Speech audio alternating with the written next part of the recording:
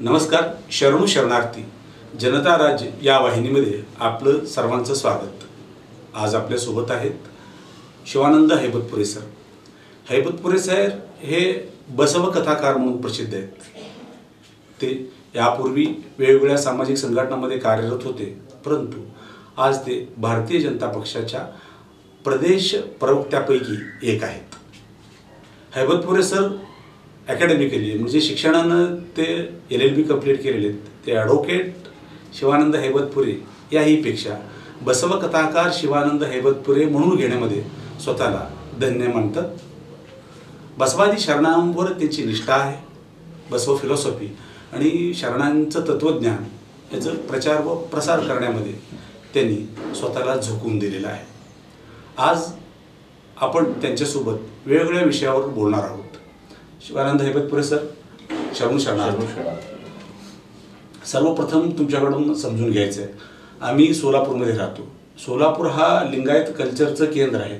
सोलापूरमध्ये लिंगायत बहुसंख्य आहेत, ठीक आहे, परंतु तुम्ही जिथून येता म्हणजे विशेषतः मराठवाड्यामध्ये आम्ही जसं हरिकीर्तन करतो, हरिनाम सप्ताह करतो, तसं शिवनाम सप्ताहाची परंपरा आहे. ते शिवकीर्तन करतात आणि तुम्ही तर स्वतः बसव कथाकार आहात. हा काय प्रकार आहे? शिवनाम सप्ताह कशासाठी? त्या आणि मराठी संत परंपरा किंवा एखादा कीर्तनकार एका ओवीवर कीर्तन करतो, तसं शिवकीर्तनवाले कोणाच्या आधारावर करतात? काय ती प्रवाह आहे? महाराष्ट्राच्या सांस्कृतिक रथाची दोन चाक आहेत. एक चाक हा वारकरी संप्रदायाचा आहे आणि दुसरा चाक हा शिवसंप्रदायाचा पर्यायाने मन्मथ संप्रदायाचा आहे. शिवसंप्रदायापेक्षा त्याला संयुक्तिक मन्मथ संप्रदाय हा शब्द वापरणं अतिशय संयुक्तिक ठरणार आहे. कारण अलौकिक असं तत्वज्ञान, मानवी कल्याणाचं तत्वज्ञान, विश्वकल्याणाचं तत्वज्ञान जे प्राचीन काळात वेगवेगळ्या शास्त्रांमध्ये ताळेबंद होतं, ते तत्वज्ञान सामान्य माणसापर्यंत पोहोचविण्याची मोठी किमया संत श्रेष्ठ ज्ञानेश्वर माऊलींनी महाराष्ट्रामध्ये केली. बरोबर आहे.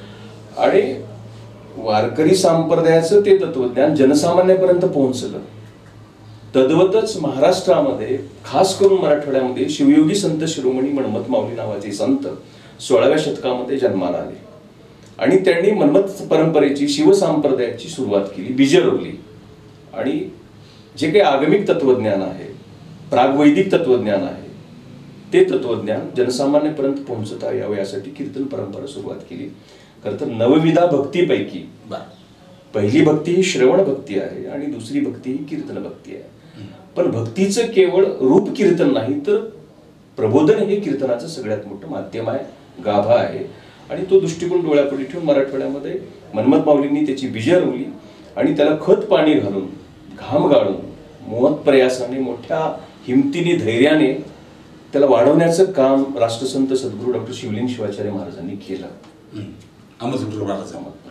मी म्हणेन की लिंगायत धर्माचा, मन्मथ परंपरेचा हा भगीरथ आहे की ज्या भगीरथाने 16व्या शतकातली ही पावन गंगा मराठवाड्यात 21व्या शतकात सामान्य माणसाच्या दारापर्यंत आणली.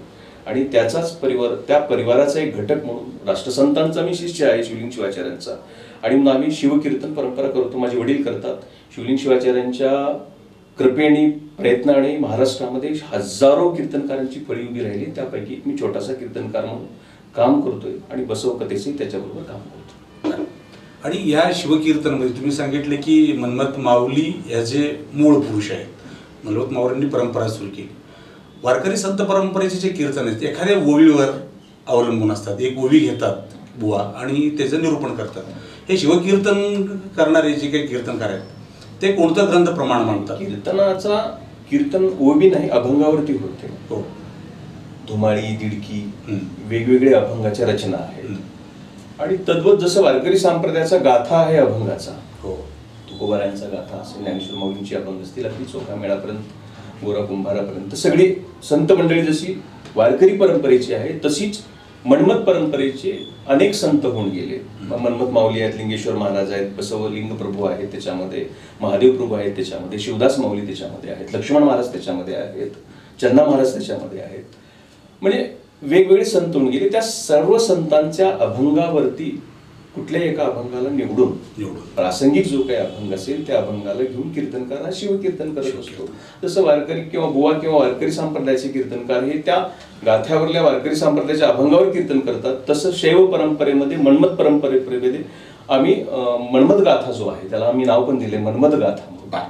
वीरशैवांची ती गाथा आहे, लिंगायत परंपरेची ती गाथा आहे आणि त्या गाथ्यातल्या अभंगावरती आम्ही कीर्तन करतो.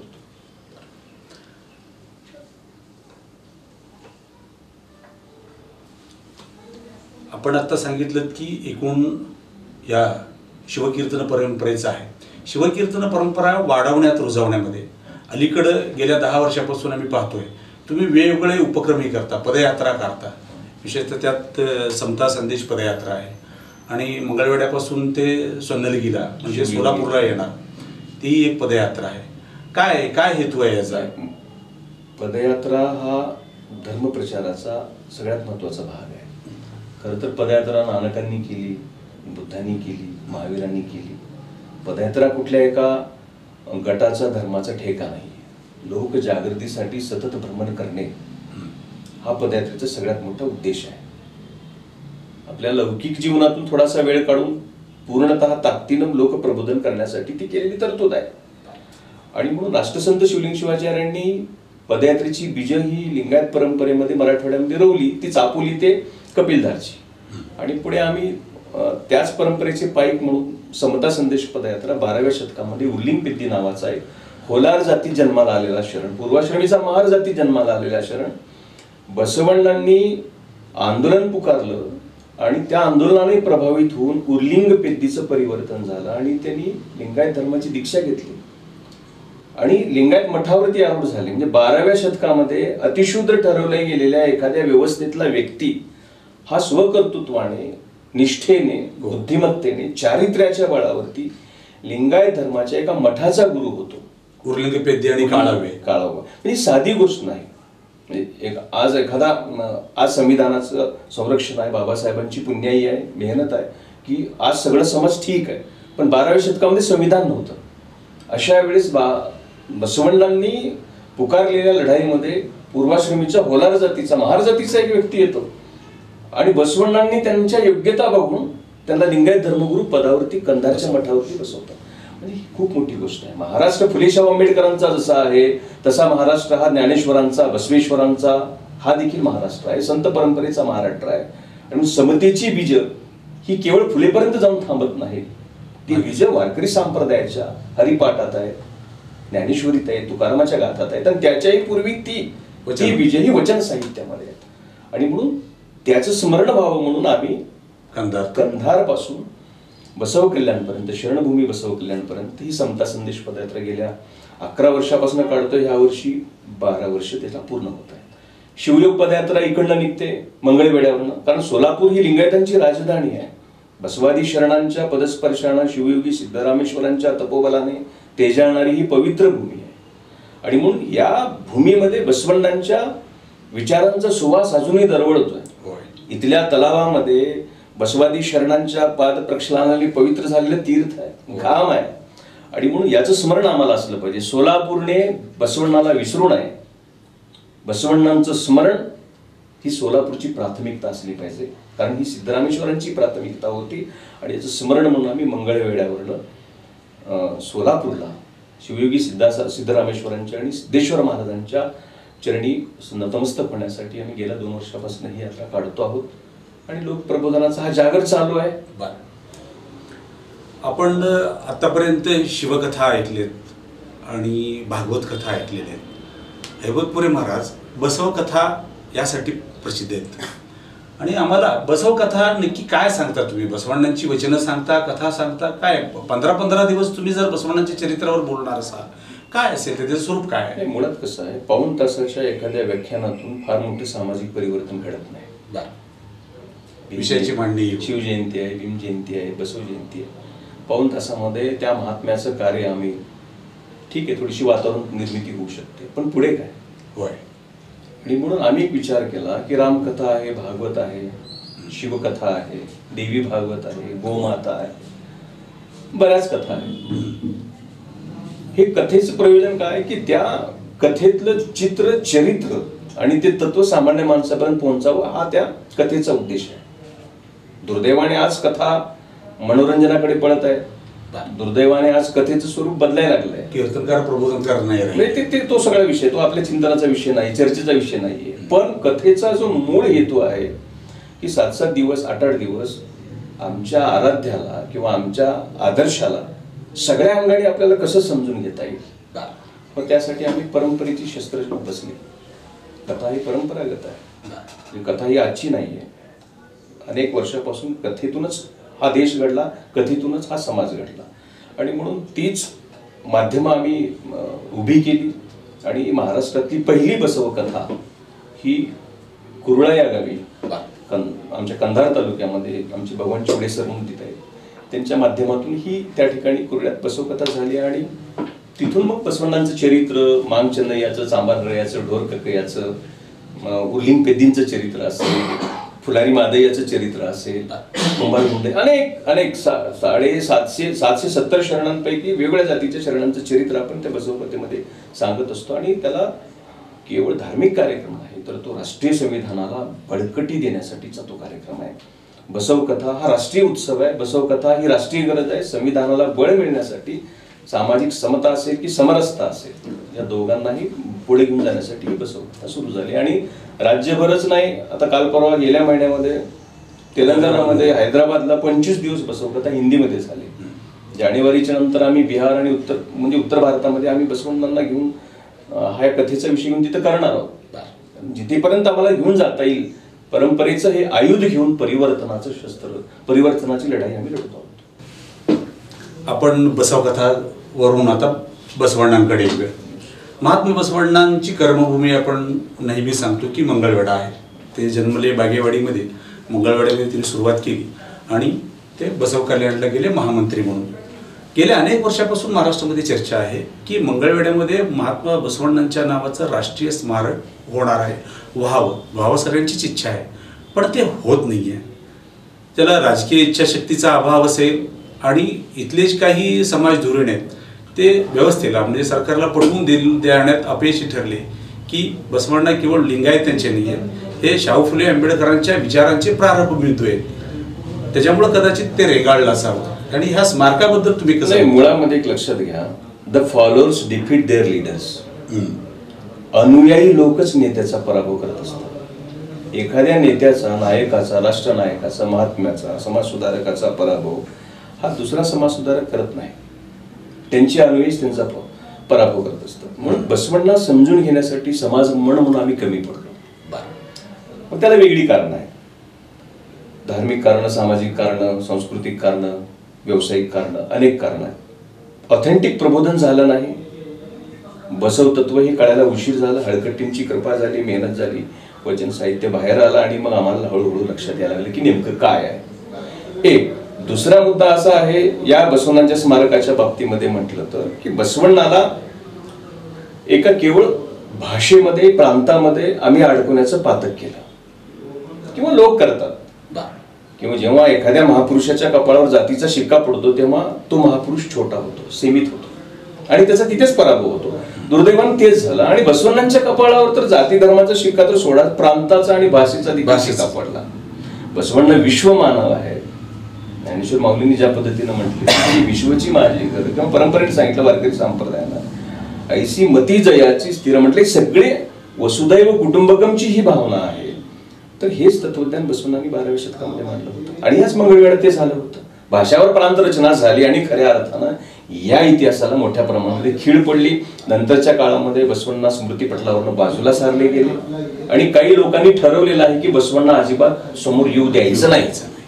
मग त्याला काही राजकीय लोक हे असतील, त्याच्यात काही धार्मिक लोक आहेत, काही मठाधीशी असू शकतात, त्याच्यामध्ये कुणी असू शकतं की त्यांना हा बसवण्णा नको आहे. का नको आहे? कारण लोकांना शहाणं करणं, लोकांचा माथा जाग्यावर येणं म्हणजे बसवतत्व आहे. आणि त्याचं स्मारक जर इथं केलं तर महाराष्ट्र विवेकी बनण्यामध्ये अजून गतिमान होईल. त्यामुळे महाराष्ट्र विवेकी बनण्याऐवजी विवेक शून्य बनला पाहिजे अशा प्रकारची वृत्ती राहायला पाहिजे. या सगळ्या गोष्टींमुळे कदाचित तो अडसर येत आहे. आणि दुसरी गोष्ट, राजकीय महत्वाकांक्षा हा नंतरचा भाग आहे. पण इथल्याही समाजामध्ये तेवढी जागृती असणं अतिशय गरजेचं आहे. त्यावेळेस तिथल्या संघटनांनी, सगळ्या संस्थांनी वगैरे प्रयत्न केलेत स्मारकासाठी. आम्ही कोणाच्या प्रयत्नाला दुष्ण ठेवत नाही. Everyone made his mind to participate in this movement. पण शेवटी त्याला जे यश मिळायला पाहिजे तेवढं मिळालं नाही. आणि काल परवा गेल्या मला वाटते 17 तारखेच्या जुलैमध्ये आम्ही मंत्रालयामध्ये मी स्वतः उपस्थित होतो. आमचे मित्र पडळकर साहेबांच्या उपस्थितीमध्ये, इथले स्थानिक आमदार आहेत मंगळवेढ्याचे अवतारी साहेबांच्या उपस्थितीमध्ये, सगळेच जयकुमारजी गोरे पालकमंत्री त्यांच्या अध्यक्षतेखाली हा स्मारकाचा विषय झाला. आणि त्याच्यानंतर त्याच्यावर एक शासकीय समिती आली. पण एवढ्यानं भागणार नाही, लक्षात घ्या, एवढ्यानं भागणार नाही. कारण याच्या अगोदरही 10 समित्या आल्यात आणि 10 समित्या गेल्यात. आम्ही प्रत्येक वेळी पोस्टर पाहिलेले. हा, मग ते लोक कसं आहे यासाठी. पण आता जबाबदार राजकीय पक्षाचाही जबाबदार कार्यकर्ता, त्यापेक्षा एक जबाबदार मानवी मूल्यावर प्रेम करणारा एक मानव म्हणून ही आपली सर्वांची जबाबदारी आहे की इथं स्मारक कसं होईल, पण त्याचा आदेश कोण होईल, उपादेश कोण होईल, हे सगळे गौण आहे. बसवण्णांच्या स्मारकाचा आदेश काय, बसवण्णांनी म्हणजे माझ्या लहान कुणी नाही, शरणांपेक्षा महान कुणी नाही. तेवढं कुणी होऊ दे, आमचं काही संबंध नाही. आमचं एवढंच म्हणणं आहे की आमचा फुटबॉल गुण आहे, बसवण्णा आमची अस्मिता आहे. मागल्या सरकारचे कटू अनुभव आहेत, आमच्या सरकारने ते कटू अनुभव देऊ नये यासाठी आम्ही जागरूक आहोत आणि तेवढेच कडक आहोत. कारण बसवण्णा हा आमच्या आत्मसन्मानाचा विषय आहे आणि आत्मसन्मानापेक्षा देव देखील मोठा नाही, ही आमची धारणा आहे. त्यामुळे स्मारकाचा फॉलोअप कसं करता येईल आम्ही त्या पद्धतीने करतोय. सरकार सकारात्मक आहे. मला स्वतः फडणवीस साहेबांनी म्हटलं की तुम्ही ह्याचा फॉलोअप घ्या, मी तुमच्या सोबत आहे. आता बघू कसं कसं होईल, का नाही त्या पद्धतीने आम्ही प्रयत्नशील आहोत. बघू आता पुढे काय होतं. म्हणजे महाराष्ट्रासह कर्नाटकातल्या लोकांनी आशावादी राहावं, बिलकुल, किमान या 5 वर्षात तरी होऊ दे म्हणून. बिलकुल, आम्ही प्रत्येक वेळी पोस्टर्स पाहिले, निधी मंजूर झाल्याच्या बातम्या केल्या आणि नंतर पुन्हा ऍज इट इज जैसे ते. आता समाज तो राहिलेला नाहीये, लक्षात घ्या. आपल्याला गप्पा मारून तुम्हाला आता गुंडाळता येणार नाही. कारण शेजाऱ्याच्या ताटात पडायला लागले, दूर बसलेल्या माणसाच्या ताटात पडायला लागले आणि आमच्या ताटात जर काही नसेल तर ही आग पोटामार्गे मस्तकात जर गेली तर मोठी मोठी साम्राज्य लयाला पोहोचतात. त्यामुळे हा विषय नाहीये. आणि लिंगायत हा खूप शांत समाज आहे, आत्मकेंद्रित आहे, शांत आहे, होलबुडवाला आहे. धर्म, परंपरा, देश, भक्ती सगळं जपतो. तो भोळा महादेव आहे. पण लक्षात घ्या, सगळ्या देवाला राग आल्यावर उतारा आहे, पण भोळ्या महादेवाला राग आला तर त्याचा उतारा नाही, सर्वनाश हाच त्याचा उतारा होऊ शकतो. त्यामुळं याची जाणीव आम्हाला आहे. आम्ही वारंवार आमच्या नेत्यांनाही करून देतो किंवा या जातीच्या शब्दावर पाय ठेवू नका. आम्ही तुमच्या पक्षात काम करतोय म्हणजे गृहीत धरू नका, अजिबात गृहीत धरायचं घेणं देणं नाही. कारण बसवण्यापेक्षा कुणीही मोठा नाही. लिंगायत समाज, लिंगायत संस्कृती याच्या संवर्धनामध्ये आणि एकूणच लिंगायत समाजाच्या अभिवृद्धीसाठी म्हणजे विकासासाठी, लिंगायत संस्कृतीच्या जपणुकीसाठी मठांचं योगदान खूप मोठं आहे. आणि या मठ संस्थाबद्दल आपलं काय धारणा, काय असं बघता या मठ संस्थांकडे? एक लक्षात घ्या, भारताची संस्कृती ही नेहमीच परिवर्तनवादी राहिलेली आहे. पूर्ण जगाच्या पाठीवर सगळ्या खंडांमध्ये जम्बूद्वीपातल्या या भारत नावाच्या भारत देशाने नव्या युगाचं कायम स्वागत केलं. चार्वाक आले, स्वागत केलं. महावीर आले, स्वागत केलं. बुद्ध आले, स्वागत केलं. प्रत्येकाचं स्वागत केलं. कारण परिवर्तन हा निसर्गाचा जसा नियम आहे तसा तो मानवी स्वभाव पण आहे. आणि परिवर्तनाला स्वीकारणारा समाज भारतीय समाज आहे. आणि मठ ही त्या काळातली चळवळीची केंद्र होते, परिवर्तनाचे केंद्र होते, संवादाचे केंद्र होते. लोकांनी एकत्र आलं पाहिजे, लोकांनी एकत्र यावं आणि संवाद घडावा यासाठी मठ आहे. मुळात अमरकोश नावाच्या ग्रंथामध्ये मठ या शब्दाची व्याख्या करत असताना त्या ग्रंथामध्ये नमूद केलेलं आहे की मठ कोणाला म्हणावं. की भगवे कपडे घालून बसते ते मठ नाहीये, मठाची ती पण व्याख्या नाहीये. मग तिथं काय बिना लग्नाची माणसं बसतात म्हणजे मठ ते पण नाहीये. मठाचा एकमेव अमरकोशामध्ये व्याख्या अशी आहे की जिथे विद्यार्जनासाठी विद्यार्थी राहतात ते मठ आहे. मूळ व्याख्या ही आहे. अच्छा, जीव जगत आणि जगदीश हे समजून घेण्याच्या प्रक्रियेतलं मंथन ज्या ठिकाणी होतं ते केंद्र म्हणजे मठ आहे. आता मठ त्या त्या धर्माची मठ आज बनली, कारण देशभर ज्याचं वादळ असतंय तो विचार ती मठ स्वीकारायची. महावीराचं वादळ आलं, जैन मठांची स्थापना, काळाभिमुख कपालाभिमुख जी काही मोठं होती ती सगळी जैनांची पताका मठावर लावली. जेव्हा रान पेटलं बुद्धाचं, तेव्हा लोकांनी म्हणलं अरे हा विचार परिवर्तनवादी आहे, हा खरा विचार आहे, ऍडव्हान्स्ड विचार आहे, चला त्यांना फॉलो केलं. 25-30 मठं, बरेचशी मठं विहारामध्ये पण परिवर्तन, पुन्हा विहार पण बांधली, हा भाग वेगळा, पण 30 मठं. त्यातली काही मठं कोणा बसवण्णांच्या काळामध्ये लिंगायत मठं बनली. पण मठाचा हेतू एकच आहे, लोकांचं प्रबोधन. ज्या गावात मठ आहे त्या गावामध्ये कोणी व्यसनी असता कामा नये, त्या गावातल्या घरांमध्ये भांडणं होता कामा नये, त्या गावामध्ये कोणी बेरोजगार होता कामा नये, मठाची जबाबदारी, त्या गावामध्ये कोणी उपाशी झोपता कामा नये, ही त्या मठाची जबाबदारी. म्हणजे मठ आहे गावात म्हणजे गाव नीट आहे. जसं आता तंटामुक्तीची पुन्हा शिष्याच्या घरामध्ये जर भांड जरी वाजलं तरी मठातले स्वामीजी बोलवायचे, या कप्पा या नाही तू यान किरकिर मांडले तरी यान बेकनी मुकू विचारायचे. आता मठातच किरकिऱ्या बोलल्या, त्यामुळे हा भाग वेगळा. बरोबर, काही असेल तंटामुक्तीचं केंद्र होतं, मठ कनेक्ट होतं आमच्या दैनंदिन जीवनाशी. आम्ही खातोय त्या आहाराशी मठ कनेक्ट होतं, कारण ह्याच्यातला थोडा हिस्सा मला मठाला द्यायचा आहे, कारण मठात विद्यार्थी आहेत, मठात अभ्यागत आहेत, मठात येणारी प्रवासी आहेत. हे सगळं मठाशी संबंधित होतं. माझं लग्न असेल, माझी अंत्यविधी असेल, सगळ्या गोष्टी मठाशी कनेक्ट होत्या. बरोबर. बाळाचं नाव काय ठेवायचं महाराज ठरवायचं, आजही ठरवतो. म्हणजे एवढं कनेक्ट असणारं हे मठ परंपरा लिंगायताची बलस्थान आहे. आजही बलस्थान आहेत. आजही कर्नाटकात जा तुम्ही, अनेक मठांमध्ये शिक्षणाचे मोठमोठे संस्था आपल्याला दिसतात, अनेक विद्यार्थी दिसतात. बहुतांश मठामध्ये काही वैभव आहे. हे बसवण्णांनी दिलेली देणगी आहे आम्हाला, की मठ ही केवळ हडप करायचं आणि उभं बसल्या जागी झोपायचं साधन नाही, तर मठ परिवर्तनासाठी आहे. बहुजनांची चळवळ. मठात गावात मठ असले की अस्पृश्यता राहता कामा नये, गावात जातीवाद होता कामा नये, भांडणं होता कामा नये, सगळ्यासाठी मठ आहे. आणि मग ती मठाची धरोहर, ती संस्कृती, ती परंपरा बसवण्णांनी कार्यान्वित केली, जिवंत केली, सकारात्मक केली आणि योग्य मार्गाला लावली. म्हणून मठ परंपरेला आम्ही मानतो. आणि मठ कुठलाही असू दे, गोसायचा मठ असू दे, गिरीचा मठ असू दे, जैनांचा मठ असू दे की लिंगायताचा मठ असू दे, ते बिलकुल पूजनीय आहे आणि ते बहुजनांच्या चळवळीचे केंद्र आहे. नाही, आपण मठ संस्थेबद्दल काय नाकारत नाही. काही सन्माननीय अपवाद जर सोडले, आपण वारंवार सांगतो की तुमकुरूचं मठ आहे, कित्येक सन्माननीय मठ आपण सांगतो. सन्माननीय अपवाद आपण सगळीकडेच असतात, सोडून देऊया. आपण एक सांगितलं की जिथं ज्या गावात मठ आहे त्या गावात कुणी उपाशी झोपता कामा नये. आपण कोविड पाहिलं, कोविडमध्ये सगळंच बंद होतं. आणि कोविडमध्ये असं ज्या ज्या लिंगायत बहुल गावामध्ये मठ होते, म्हणजे ज्या गावात लिंगायत जास्त असतात त्या गावातलं मठ श्रीमंत असतं, महादेवाचं मंदिर सर्वात मोठं असतं. कोविड पाहिलं, आता नुकतंच पावसामुळं मराठवाडा वाहून गेला. किती मठांनी त्याच्यात काही बाबा एक पार्लेचा पोडा किंवा अर्धा कप चहा दिला, कुणी भात शिजवून दिलं, असं होताना दिसत नाही आहे. तुम्ही खूप सांगितलं लिगसी आहे, आमचा वारसा आहे वगैरे. म्हणजे वनवेच आहे प्रेम, भक्त मठावर प्रेम करतो. आणि मठ संस्था काही थोडंसं आकसून गेले तसं तुम्हाला वाटतं का? मुळात जेव्हा देव प्रॉडक्ट बनतो ना, आपला आदर्श जेव्हा प्रॉडक्ट बनतो, प्रॉडक्ट, तेव्हा धर्म एक मार्केट होते. धर्माचं तर मार्केट जोरात चालू आहे. धर्म एक मार्केट बनते, देव प्रॉडक्ट झाला की धर्म मार्केट होतो आणि मठ शॉपिंग कॉम्प्लेक्स मॉल बनते. बरोबर.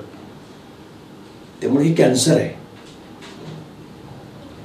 भारतीय सनातन धर्माला लागलेला हा कॅन्सर आहे की संवेदनशून्य माणसं जर मठावर बसत असतील तर मग आम्हाला ओरडायचा अधिकार नाही. हे धर्मांतर होलाले, ते होलाले, इकडे होलाले, तिकडे होलाले.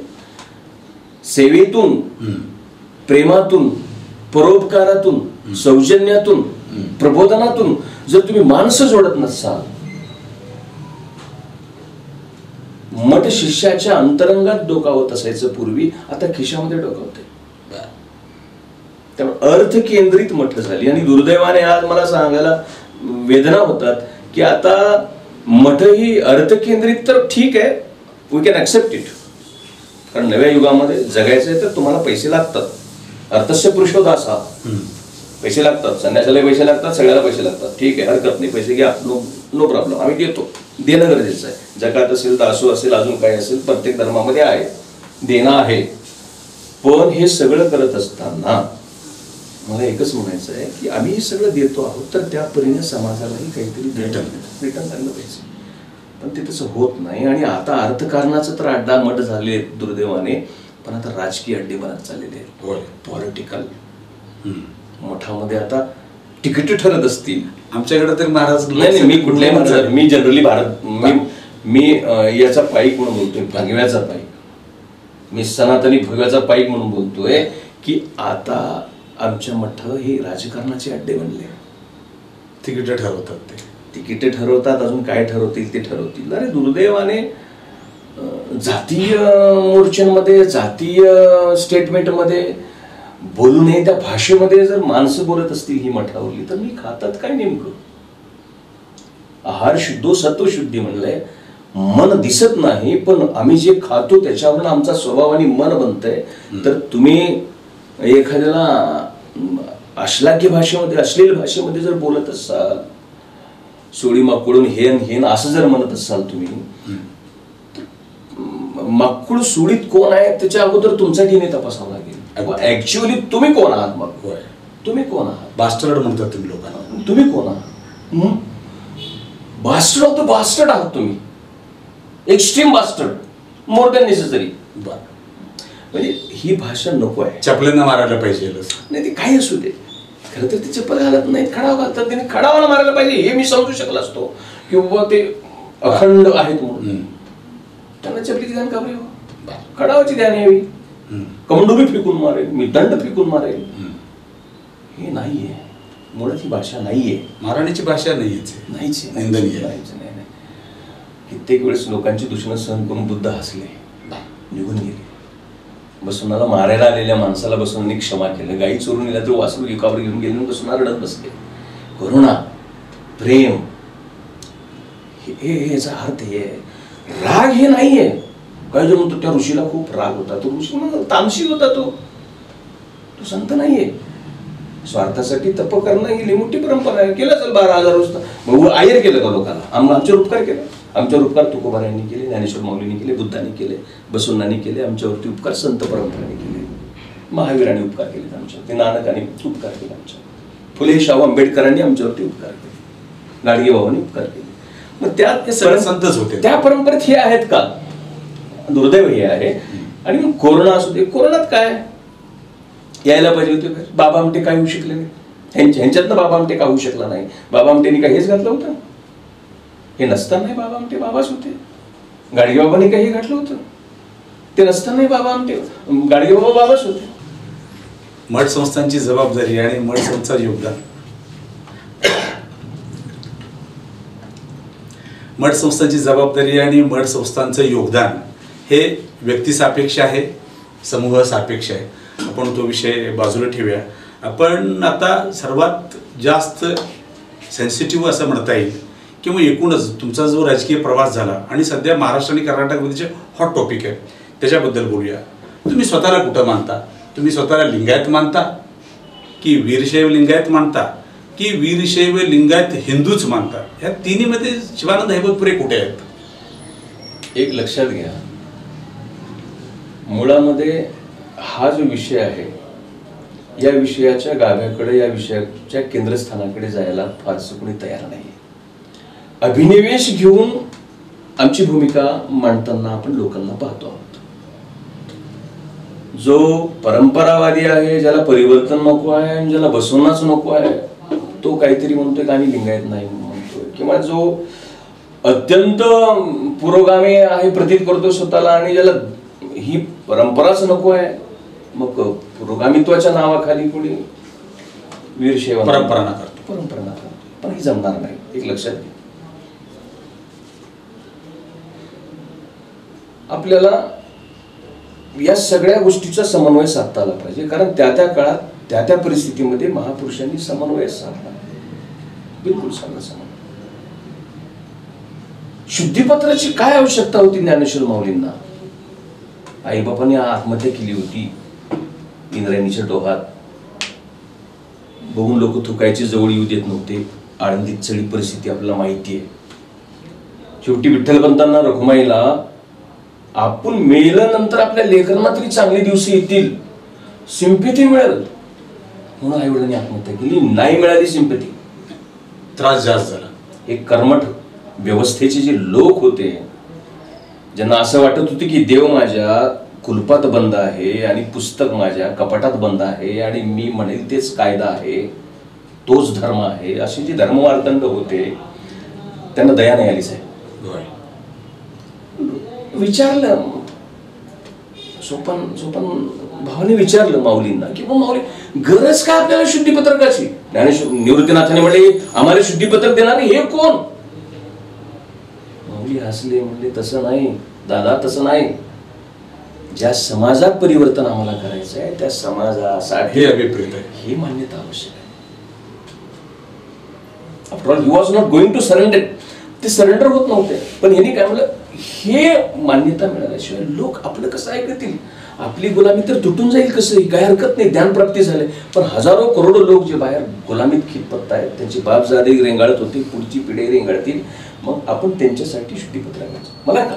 मग याचा अर्थ असा होतो का शुद्धीपत्रक पैठणला गेले, हे गेले, ते गेले, ते मिळवण्यासाठी ऍडजस्ट नाही. काय पचते तेही बघितलं पाहिजे. रोगी आहे, पेशंट आहे, मान्य आहे. हाय पॉवरचं इंजेक्शन दिल्यावर मरून जाईल किती जाग्यावर. आजाराचं औषध आणि आजार, आणि त्याचबरोबर ज्याला आजार झालाय त्या आजारी असलेल्या रुग्णाची शारीरिक क्षमता, या सगळ्याचा विचार करून औषध दिलं जातं. मुळात हिंदू हा धर्म आहे की संस्कृती आहे की परंपरा आहे, या बाबतीमध्ये सुप्रीम कोर्टाचा निर्वाळा आहे. मला गरज नाही कोणाकडे जायची की हिंदू म्हणजे काय. सावरकरांनी भूमिका मांडली, पुण्यभू पितृभूश्चैव सवय हिंदू इति स्मृतः सांगितले. हिमालयम समारभ्यम याद बिंदू सरोवरम तम देवनिर्मितम देशम भारतम प्रचक्षते. ज्याला पुण्यभू पितृभू म्हणतात ते ठीक आहे.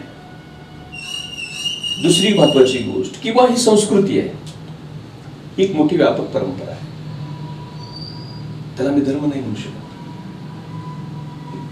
जिओग्राफिकली मी हिंदू आहे, वंश म्हणून मी हिंदू आहे, वंश म्हणून हिंदू, सिंध सिंधी हिंदू, भौगोलिक दृष्ट्या मी हिंदू आहे, राष्ट्र म्हणून मी 100% हिंदूच आहे, संस्कृती म्हणूनही मी 100% हिंदू आहे, इतिहास, भूगोल, जीवशास्त्र, मानववंशशास्त्र सगळं म्हणून मी हिंदू आहे. पण उपासना पद्धती, परंपरा, धर्म या सगळ्या गोष्टीचा जर विचार केला तर माझी ओळख लिंगायत आहे, मी लिंगायत आहे. आता राहिला प्रश्न वीरशैवांचा. एक लक्षात घ्या, शैव, शाक्त, कपालक, पाशुपत हे सगळे पंथ आहेत, सेक्ट्स आहेत. आता नंतर हे प्रत्येकाची विशिष्ट लोकांची मक्तेदारी मिराज ठरली. विद्यायाम शिवरूपायाम रमनते विशेषतः ते वीरशैव आहेत, जे शिवाच्या विद्येमध्ये रममान होतात, जे शिवाला मानतात. मग लिंगायत कोण? थोडस सिव्हिलाइज्ड, थोडं फॉरवर्ड, त्यांनी फ्लेक्झिबल असले, थोडस इष्ट लिंगाच्या रूपामध्ये. पंचसूत्री लिंग होते पूर्वी, शुद्ध स्फटिक लिंग, स्थावर लिंग, चंद्रमौळेश्वर लिंग, आत्मलिंग, बऱ्याच गोष्टी होत्या. पण इष्टलिंग Basavanna, this is the concept of only Basavanna and it discriminate. हे इष्टलिंगाचं आम्हाला ते सुद्धा बाहेर काढतं. We are something else, we are something different. आम्ही कुठेतरी वेगळे आहोत. पण वीरशैव नाही, कारण बिलकुल वीरशैव पण होती. ये धारयन्ति हृदये लिंगम चिद्रूपम परमेश्वरम म्हणले सिद्धांत शिखामणीमध्ये, ते तुम्ही नाकारणार आहात? नाही नाकारू शकत. सिद्धांत शिखामणी नाकारायचा विषय नाही. आपण सिद्धांत जे स्वतःला लिंगायत म्हणून घेतात आणि जे स्वतःला वीरशैव नाही म्हणून सांगतात ते सिद्धांत शिखामणीची ऐतिहासिकता नाकारतात. दोन गोष्टी याच्यामध्ये आहेत. आपला मुद्दा आहे की तुम्ही लिंगायत आहात, वीरशैव लिंगायत आहात की वीरशैव लिंगायत हिंदूचा आहात. आम्ही हिंदूबद्दल ह्या गोष्टी मी सांगितल्या. काय म्हणतोय, आता border- लिंगायत आणि वीरशैवाबद्दल, वीरशैव लिंगायताबद्दल पोलीस स्टेशन मध्ये पोलीस अधिकारी पोलीस राहते, गल्लीत आले की दोस्त होते, बायकोपाशी गेली की नवरा होते, पोरापाशी गेली की बाप होते. पोरापाशी पोलीस होईना आणि बायकोपाशी नागरिक होईना भारताचा. नाही. मला काय म्हणायचं, राष्ट्र जीवनामध्ये जीवन जगत असताना राष्ट्रापुढली समस्या, समाजापुढल्या समस्या, संस्कृतीपुढल्या समस्या, ह्या सगळ्या समस्या माझा वेगळा रोल ठरवत असतात. रोल वेगळा. 16व्या शतकात माझा रोल काय होता, समाज तोच होता, पण रोल काय होता. एक चाक संस्कृतीचा जोरात फिरत होता, दुसरा बंद पडला होता. महम्मद स्वामींनी म्हटलं सगळं बंद करा, हे चाक फिरवा. त्यावेळेस आम्ही वीरशैव होतो सर. महम्मद माऊलींच्या काळात रोल तो होता आमचा. तिथे 12व्या शतकामध्ये आम्ही लिंगायत शरण होतो. लिंगायत पण नाही, शरणच होतो आम्ही, मोमेंटमध्ये होतो आम्ही. तो रोल वेगळा आहे. आता विषय काय, आता ही जी दुकानं बनलेली आहे, वीरशैव म्हणल्यानंतर माझं प्रॉडक्ट जास्ती विकेल, लिंगायत म्हणल्यानंतर माझं प्रॉडक्ट जास्ती विकेल, आणि हिंदू म्हणल्यानंतर हे सगळंच दुकानं माझ्याकडे येऊन बसतील. हे नाही हा विषय. कृपया याला राजकीय परिप्रेक्षातून पाहणं हे वीरशैवांच्याही समाज धोरणांचा अपमान आहे, लिंगायताचा अपमान आहे, आणि हिंदू परंपरेचाही अपमान आहे. आम्ही राष्ट्र म्हणून, संस्कृती म्हणून, भूगोल म्हणून, इतिहास म्हणून निश्चित आम्ही हिंदू आहोत. पण पंथ जेव्हा येतो तेव्हा मी वीरशैव असतो, पण तो पंथ आहे आमचा. देश पंथामध्ये देखील विभागला गेलेला आहे. उत्तर भारतामध्ये वैष्णव पंथ आहे, दक्षिण भारतामध्ये शैव पंथ आहे. मी दक्षिण भारतातून आलोय सर. जरी महाराष्ट्रात असलो तरी माझी परंपरा दक्षिण भारताची आहे. मग दक्षिण भारतात शैव पंथ आहे, त्यात तोच घटक आहे वीरशैवांचा. परत त्याच्यामध्ये आणखी नवीन मॉडिफिकेशन केलं. बापाचं प्लॉट होतं, पोरांना बांधलं. घर कोण बांधलं, पोरांना बांधलं. अरे नाही, पण बापाचं वाडा बापानेच घेतलं. आज्याचा प्लॉट होता, बाप बांधला. पुढच्या पिढीत नातवाला असं वाटलं की हे बरोबर नाही. 4 माणसं आल्यावर बसायचा आणि यायचं म्हणलं, टॉयलेट नाही, बाथरूम नाही. मग नातवानं काय केलं, समजूच पाडलं. बसवना नावाचा नातू होता, जागा महादेवाची होती. बसवना नावाच्या नातवानं सगळं पाडलं. त्याच्यातलं छावण्या, काही दगड, काही इटा, जे गरजेचं होतं ते घेतलं. षटस्थल गरजेचं होतं घेतलं, पंचाचार घेतलं, सगळं घेतलं. नवीन बांधकाम सगळ्यांना इवन आणि हे जस्ट मॉडिफिकेशन आहे, अपग्रेड आहे. त्यामुळे याच्यात वाद आहे असं मला वाटत नाही. आणि वाद असेल तर त्या लोकांची त्यांची स्वतःची आर्थिक आणि सगळे सामाजिक आणि परंपरेने माझं पोरग, माझ्या भावाचं पोरग, माझ्या जातीचं माणूस मटार बसलं पाहिजे, मग हेच रेटून लावलं पाहिजे, तेच रेटून लावलं पाहिजे, ही अशी जी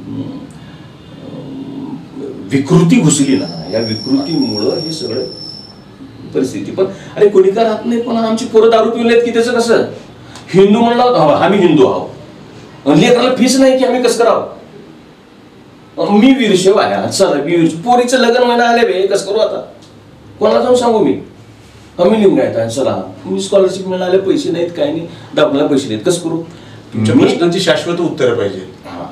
मी काय झालं ना तुम्हीच काय होणार आहे, तसं नाही. शेवटी मलाच बघावं लागेल, मलाच करावं लागेल. त्यामुळे मला वाटते this is not a political issue. Hindu, Veerashaiva, Lingayat आणि कुठला सेक्ट असेल, हा सगळा राजकीय परिप्रेक्ष्याचा विषय नाहीये. हा माझ्या उपासना पद्धतीचा विषय. भारतीय संविधानानं अनुच्छेद 25 पासून 29 पर्यंत हे सगळे अधिकार मला दिलेले आहेत. मला धर्माला मान्यता काय आम्हाला आवश्यकता नाहीये सर. मला धर्माला मान्यता कोणालाही मिळता येत नाही, कोणालाही अधिकार नाही. तुमच्या धर्माचं पालन करण्याचा अधिकार तुम्हाला संविधानाने दिले की हो. एनओसी घेऊन लागले का मला देवळात जायचं आहे, पूजा करायचं आहे, तहसीलदारची एनओसी पाहिजे का, नाही ना. संविधानानं सांगितलं मला याची पूजा करायची, मी करू शकतो, तिची पूजा करायची करू शकतो. राहिला विषय इथं काय आहे की परंपरेनं आमची उपासना पद्धती अल्पसंख्याकांमध्ये येते, आम्ही संख्येनं कमी आहोत, त्यासाठी आम्हाला विशेष सुरक्षित दर्जा नाही, सुरक्षेची आवश्यकता आहे. आणि विशेष सुरक्षा पाहिजे असेल तर त्याला दर्जा लागतो.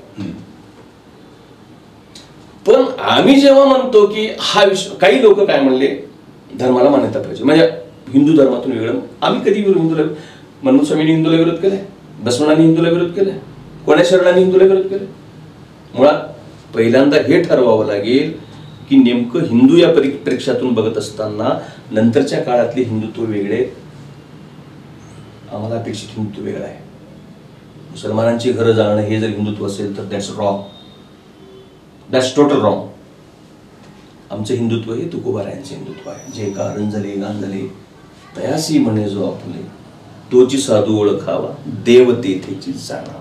हे हिंदुत्व तुकोबारायांचं आमचं हिंदुत्व आहे. दुरितांची तिमिर जावो विश्व स्वधर्म सूर्य पाहो. ज्ञानेश्वर माऊलींचं हे हिंदुत्व आमचं हिंदुत्व. हे जर हिंदुत्व, कोणतं Hindutva? After all you have to decide exactly which Hindutva you are talking.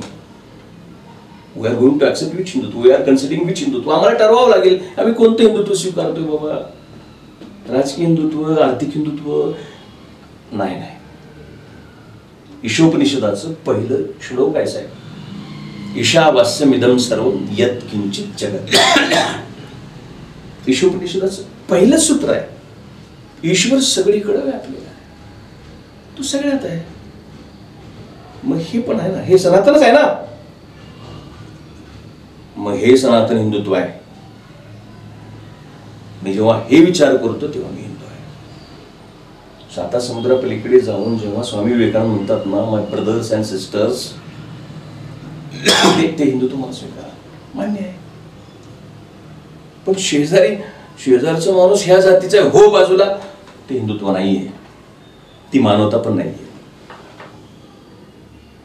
त्यामुळं दुर्दैवाने कालानुरूप कालौघातच संस्कृतीवरती देखील बरेच ग्लाने आल्या.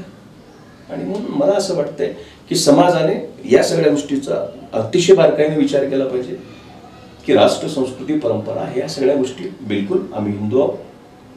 शैव पंथाचा आम्ही आदर करतो, कारण बापजादे शैव होते, बसवण्णा देखील शैव होते. विषयच नाही. वीरशैवांना दूर लोटण्याचा किंवा वीरशैवांचा द्वेष करण्याचा विषयच नाही. वीरशैव करतात ना लिंगायतांचं, त्याचं काय? करू देत. पण मला खात्री आहे आजचं वीरशैव उद्याचं लिंगायत आहे, मला खात्री आहे. कारण शेवटी सर्वांना पोटाशील. बरं, बसवण्णाने असं डिक्लेअर केलं नाही की चला ह्या दिवशी मी धर्मस्थापन करतोय, आजच्या दिवशी धर्मस्थापन होत आहे, तुम्ही सगळेजण या, आपण सगळे फीत कापूया आणि मग धर्मस्थापन नाही होत. ठराव वगैरे करून नाही. धर्माची व्याख्याच एवढी आहे, धारणा धर्म इत्याहो धर्मो धार येते प्रजा. धर्म काय म्हणून स्वामींनी सांगितलं, धर्म तो कुणीचा जाणे दे, आपले धर्मनिष्ठत्वे वर्तीजे, अधर्माची शीग निमे सहजे तोची धर्म हो देवी म्हटलंय. किंवा सिद्धांत शिरोमणीने सांगितले दशकम धर्म लक्षण म्हटले, धर्माची 10 लक्षणं आहेत. मुद्दा हा आहे की लिंगायत जो विचार आहे ते बसवण्णांना धर्म संस्थापक मानतं. दावाच त्यांचा आहे, म्हणजे त्यांचा अजेंडा आहे. बसवण्णा हे धर्म संस्थापक आहेत, वचनं ही धर्माचीच धर्मसंहिता आहे. ह्याच्याकडे तुम्ही कसं बोलता? जर ह्या सगळ्या गोष्टी असतील तर अनुभव मंडप कोणी निर्माण केला? बसवण्णांनी. इष्टलिंग कोणी दिलं? बसवण्णांनी. वचन आंदोलन किंवा वचनाच्या माध्यमातून लोकप्रबोधनाचा, बसवण्णांच्या पूर्वी वचन असतील, जठरदासीबाईंची काही वचनं सापडतात, तो भाग वेगळा. एक लक्षात घ्या, या सगळ्या गोष्टींना सामूहिक रूप देऊन याचं संचालन बसवण्णांनी केलं म्हणून बसवण्णाचं नाव घेतात. त्यानं म्हणणं बसवण्णा मी करला म्हणून. महावीर वर्धमान जैन धर्माची कितवे तीर्थंकर आहेत? मग ते संस्थापक झाले का नाही? ऍक्च्युअल झाले का? मग नाही ना, ऍक्च्युअल झाले नाहीत, पण म्हणतात लोक. पूर्वी होतं. बुद्धाने स्वतः सांगितले, I am not the last prophet, माझ्या पूर्वी खूप बुद्ध आलेले आहेत, मी फक्त प्रगट झालो. मग तुमचं दुःख मला देखवलं नाही तुमच्या, त्याच्यामुळे पानाती पाता वेरमणी सिक्का पदा वगैरे ते सुरू केलं, ते प्रगट झाले. कारण संवेदनशील माणूस होता. लोक म्हाताऱ्या माणसाला भेटले तरी दुःखी झाले, म्हणजे सगळं दुःख बघून उद्विग्न झाले तथागत. पण त्याच्या पूर्वी बुद्ध आले होते, बुद्धिझम त्याच्या पूर्वी होता. Energy cannot be created nor be destroyed. It can transfer from one form to another form. Religion you cannot establish, you cannot destroy. Just you can transfer. Basvanna is the transformation of Shaivism. He is not a founder, but he is a transformer. पण ट्रान्सफॉर्मरच महत्वाचा आहे. आणि माझ्या लेखी वचन साहित्य निश्चित धर्मग्रंथ आहे. आणि का आणि ते केवळ लिंगायत धर्माचा ग्रंथ नाहीये, तो मानव ग्रंथ आहे, मानवी मूल्यांचा ग्रंथ आहे. डोर कक्कय्या माझा बाप आहे असं म्हणणारे ते वचन जर असतील, हा माझा हा माझा हा माझा न खोडल संगम देवानी महा मने मगरेंद निसय्या, आम्ही सगळे तुझीच लेकर आहोत.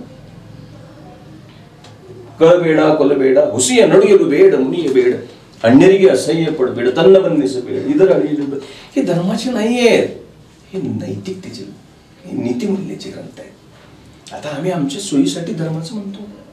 मठ पण चालले पाहिजेत, पाय पण धुले गेले पाहिजेत, मठात दासो चालला पाहिजे, आमच्या गाड्या लाख लाख करोडो रुपयाच्या गाड्या, 1.5 लाख रुपयाचे मोबाईल पण पडले पाहिजेत ना, मग त्याला धर्म म्हणा. नाही, तो विचार सामान्य माणसाने अंगीकारणे एवढीच प्रक्रिया आहे माझ्या लेखी. बसव तत्व एखाद्या माणसानं अंगीकारणं हेच बसवण्याला अपेक्षित होतं.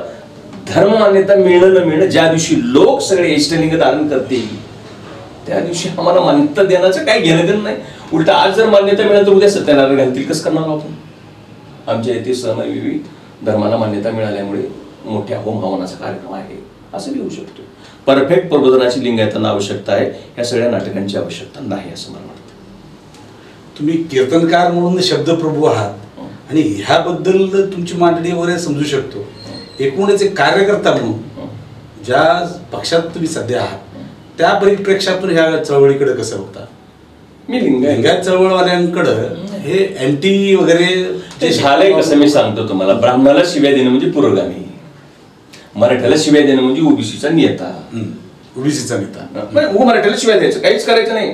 कोण्याच ओबीसीला एक रोटी द्यायची नाही तुम्ही, मराठ्याला शिव्या द्यायचं, झालं ओबीसीचे नेते. ब्राह्मणाला शिव्या पुरोगामी झालं, आंबेडकरीला. महाराष्ट्राला या दलदलीतून बाहेर काढावं लागेल. महाराष्ट्राला अगोदर या दलदलीतून बाहेर काढावं लागेल. कुठलाही टोकाचा वाद हा अमानवीय आहे हे लक्षात घ्या. कारण शेवटी ते तत्वज्ञान मानवासाठी आहे. मानवच संपला तर ते तत्वज्ञान मग चाटायचं आहे काय आवश्यकता नाही. माणूस टिकला पाहिजे. आणि म्हणून मी ठीक आहे, राजकीय पक्षात काम करतोय मी, मला आवडलं. देवेंद्र फडणवीस आवडला मला, साहेब चला बाबा संवाद आहे, पडकर माझे दोस्त आहे. बरं, काही गोष्टी मला लातूर जिल्हा इकडे तिकडे ह्या सगळ्या मराठवाड्याच्या भाषेत त्या भागात भेटलं प्रस्थापित विस्थापित, मी कुठे आहे का नाही, ठीक आहे. मी म्हटलं तुम्हाला पोलीस स्टेशनमध्ये पोलीस घरी आले की येते, तर आमचा विषय तो आहे. हे सगळं बघत असताना लिंगायत चळवळीकडे मी एका दृष्टीनं पाहतो आहे की तुम्ही अवजार बनू नका, तुम्ही मोहरा बनू नका. अनेक चळवळ्या आल्या आणि गेल्या, केवळ चळवळीचा वापर झाला, चळवळीचा वापर होतो. त्यामुळं लिंगायत चळवळ ही चळवळ होऊ नये, ते भक्ती आंदोलन असलं पाहिजे. जेव्हा चळवळ येते तेव्हा अनेक गोष्टी येतात, पण जेव्हा भक्ती आंदोलन येतं त्या ठिकाणी केवळ समर्पण येतं. बसवण्याला हे अभिप्रेत नाही. लिंगायत चळवळ, दॅट्स रॉंग स्टेटमेंट. चळवळ हा शब्द लिंगायतला वापरू नका, लावू नका. भक्ती आहे ती, बसवण्याने भक्ती केली. द्वेष हा चळवळीत, एखाद्या चळवळीत द्वेषाची बीज राहू शकतात, निगेटिव्हिटी राहू शकते. वारकरी संप्रदायात काय द्वेष आहे? काय नाही. यारे यारे लहान थोर भलते याती नारी नर, सगळ्यांना घेणं. त्यामुळं लिंगायत चळवळीतल्या कार्यकर्त्यांना माझी एकच विनंती आहे की आपण जगातले सगळ्यात पवित्र कार्य करत आहोत याचं पहिल्यांदा भान ठेवणं गरजेचं आहे. की मी हे जगातलं सगळ्यात पवित्र कार्य करतोय, मी बसव तत्व प्रचाराचं काम करतोय, ही जबाबदारी माझ्यावर आहे. तर मग पहिलं मला एक काम करता आलं पाहिजे, माणसं जोडता आली पाहिजेत आणि माणसं टिकवता आली पाहिजेत आणि टिकलेली जोडलेली माणसं ही समृद्ध करता आली पाहिजेत. या 3 गोष्टी जर चळवळीने केल्या तर निश्चित होईल. आणि यासाठी वचन साहित्यच ऐका, बाकी आमच्यासारख्या ह्यांच्यासारख्या कोणासारख्याची काही ऐकू नका. वचन साहित्य फॉलो केलं की आपोआप माणूस बसवतत्व कळतो. त्यामुळं म्हणून माझं चळवळीतल्या लोकांना एकच सांगणं आहे, बसवतत्वाकडे मी आणि माझं कुटुंब वळलं पाहिजे. पण निगेटिव्हिटी नाही, द्वेष नाही. याला शिवाय दे, त्याला शिवाय दे, ह्या जातीला दे, त्या जातीला दे, त्या पार्टीला दे, त्या व्यक्तीला द्या, संघटनेला द्या, त्या संस्थेला, अजिबात नाही. दसवत्त तो फॉलो करा. परा पश्यंती मध्यमा वेखरी वाचा निमाल्या जेथचारी म्हणले मनमोहन स्वामींनी. ते कळाल्यानंतर माणूस बोलतच नाही, अशी परिस्थिती होती. ॲडव्होकेट शिवानंद हैबतपुरे, आपण ऐकलं की ॲडव्होकेट शिवानंद हैबतपुरेंना बसव कथाकार का म्हटलं जातं. तव्यावर लाह्या फुटाव्यात तसे संस्कृतच्या रुचा, अभंग आणि वचनं त्यांच्या मुखातून फुटताना आपण पाहिलीत. तर हैबतपुरे साहेब, जनता राज वृत्तवाहिनीसाठी आपण आम्हाला वेळ दिलात आणि एकूणच लिंगायत आंदोलन असेल, मठांची भूमिका असेल, शैव, वीरशैव आणि लिंगायत यातला जे कन्फ्युजेस आहेत, म्हणजे पडदे आहेत, आडपडदे, आपल्या पद्धतीनं आपण भूमिका मांडण्याचा प्रयत्न केला, त्याबद्दल मी आपला आभार मानतो आणि प्रेक्षकांचेही आभार मानतो. शरणू शरणार्थी.